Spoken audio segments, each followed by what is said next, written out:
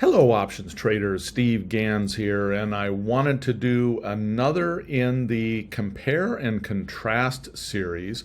So this is actually a request that came in from one of the viewers out there, one of the people in the channel, Anton Z. Harkov. So I apologize for the delay in getting this. You requested this quite some time ago. And anyone that has anything that they'd like to maybe see a compare and contrast to, make a message down below in the notes. I do read and respond to those. And also make sure you like and subscribe. If you find value in these little pieces of educational content surrounding options trading and specifically the use of option strat, be sure to let us know down below. So the request was to compare a bull put spread to a long call. Now, in both cases, these positions are bullish in nature. In both cases, you're going to want the price of the underlying to go up. Now, from there, let's take a look at how those might differ when you compare and contrast those two. So, again, one of the awesome things about option strat is I can simply come in and say, okay, I want to build a trade and let's do a long call. Now, I'm going to pick something that's going to be fairly bullish. I don't want to go quite as crazy as NVIDIA. Let's just take Apple at this point. And we're going to compare Apple, trade in Apple in both of those. So this is a long call in Apple. And we'll come back and fine tune this in a moment. Now, over here, let's do a bull put spread, again in Apple. Okay, so that's the rough start of this. So now we can maybe fine tune this a little bit. And obviously, as I already mentioned, both of these are bullish positions in nature. Let's go out. Yeah, we can use about the same expiration on both of these. This is August 2nd, so 40 days out in time. Let's tighten up, or excuse me, expand our range a little bit here so we can see what's going to happen in the two. Let's go to our range at about 20%. And we'll do about 20% over here as well, just so that our diagrams are essentially looking the same. And so let's just now take a look at these two different things and see how they might compare. Now keep in mind that I can move these strikes all over the place. If I wanted to see what would this look like if I bought something that was deeper in the money, maybe I wanted to buy a 190, okay? Or maybe I think Apple's going to run up significantly. It's currently trading at 207. I want to get in cheaper. I want to spend less money on that long call, but my chance of success is going to drop considerably if I, buy an out of the money long call like that. So again, I can move this all over everywhere. If I come down to 195, I got a much higher percent chance of profit, but I'm going to pay quite a bit more for that. So just to compare apples to apples as best you can, it's not really a true apples to apples comparison per se, but let's just line these up so that we're using about the same max loss in both of them. So in this particular case right now, our max loss here is significantly higher. That's because of the width of this spread. If I sell a 205 put and I buy a 180, that's giving me 25 points of potential drop that I would be experiencing. So that's $2,500 less the amount of money that I take in to sell this spread. So that gives us a max loss of around $2,039. So again, just to compare apples to apples as far as the amount that we're going to risk in a trade, let's get back to, and this is probably about as close maybe as we're going to get. So in this case, we're looking at a max loss about 600. Let's see if I can widen that just a little. Yeah, because we're at 5-point increments here, there's not a direct relationship that I can get, but this is pretty close. So I've got a 15-point wide spread here in Apple. Here I'm just buying a long call. That's it, just spending the money on a long call. So here, if I come in and take a look at what this is, I'm buying one long call, and it's assuming a $9 price. We've got a wide bid-ask spread here. Now, I am doing this on a weekend. So it's going to just take the mid price, which is going to be fairly accurate at around $9. And of course, with options, every contract represents 100 shares. So we have to take that 9 times 100, which is our maximum loss here of $900. So worst case scenario in this is that Apple tanks, and Apple can go as low as it wants, and I will have a max loss here right around that $900 mark.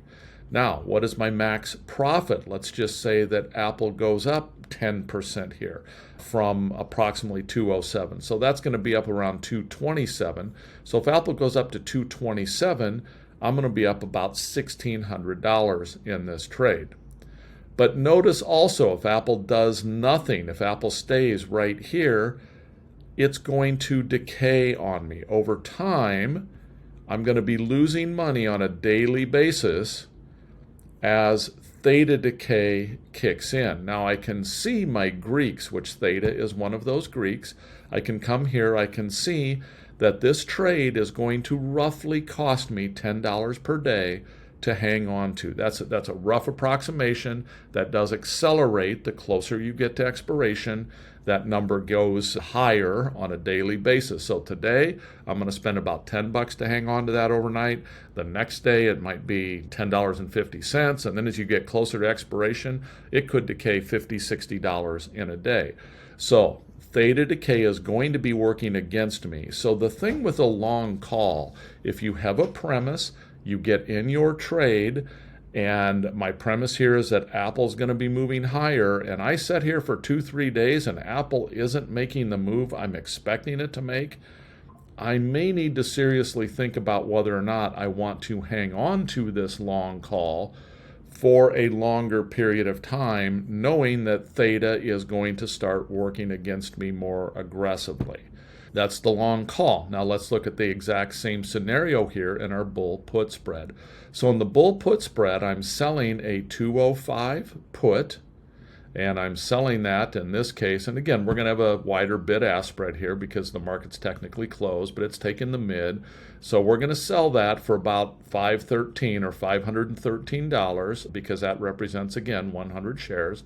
And then I'm going to buy for protection down here a lower put, and I'm going to spend about $1.24 on that. So this spread, the combination of these two, is that I'm going to be taking in roughly $388. That is my max potential profit in this trade. Now, I can do the math here, and if I'm selling a 205 and I'm buying a 190, that's 15 points in risk, or $1,500 in risk, but I'm taking in $388, so therefore my total risk is going to be $11.11 in this case. What happens here? How is theta decay playing out? Of course, if Apple tanks, I'm going to experience a comparable loss to what I'd experience over here. Again, I tried to line them up as closely as I could. Here's a $900 loss, this is an $1,100 loss. And of course, I could move these things around and adjust where I want these to be. But so right now, this is where I'm looking to be. Let's look at our chance of profit. Here, I've got a 64% chance of profit. Here, I've got a 35% chance of profit. Why? Why is that? Notice over here, if Apple doesn't move at all, this is going to end up being a loser because that theta decay is working against me, okay? So there's a higher likelihood of Apple either staying the same or going lower, less likelihood of it rocketing higher, which of course is why there's only a 35% chance of profit. Now, if I have a very bullish outlook on Apple and my premise is that it is going to go higher, I'm not overly concerned about that, but I need to understand the dynamics that I'm dealing with here.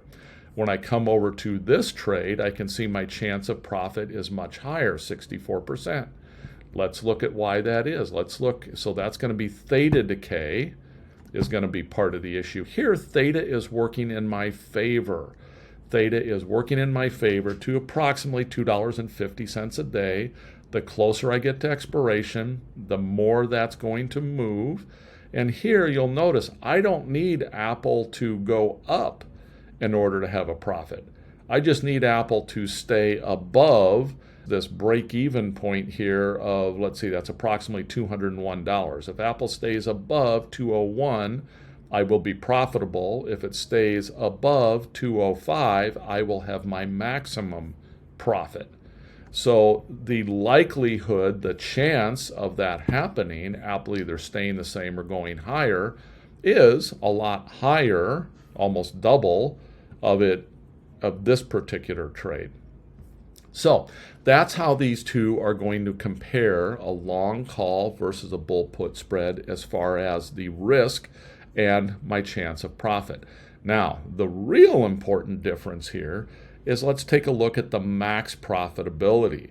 So the maximum profitability here is unlimited because this is simply a long call. If the market rips up on me and Apple ends up at 235, yeehaw, I'm $2,200, something like that. So my upside is uncapped. So over here, my upside is capped. I can only make whatever I took in. So if I took in $388 in selling this spread, that is my max profit. But again, I've got a higher percent chance of making that max profit. So really what it boils down to is, how bullish are you?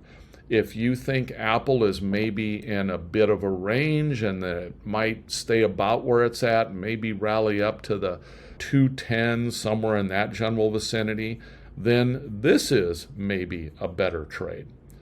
If you think that there's something happening with Apple, as I did a couple weeks back, where Apple was going to have a major potential dynamic change here now that they're incorporating AI, or artificial intelligence, into their new operating system coming up here later this year, I personally think that's going to be a game changer for Apple. And I think that Apple, it's already taken a huge leap, more than 10-15% in the past month. But I think that may continue on, much like it has with NVIDIA and other AI-related stocks. So in this scenario, if I have an opinion that I'm very bullish on Apple and I do not want to cap my upside, I'm going to take this route. So hopefully that gives you a good insight into the long call versus the bull put spread on this series of compare and contrast. Thanks so much, everyone. And again, please like, subscribe, give me any comments below. Take care.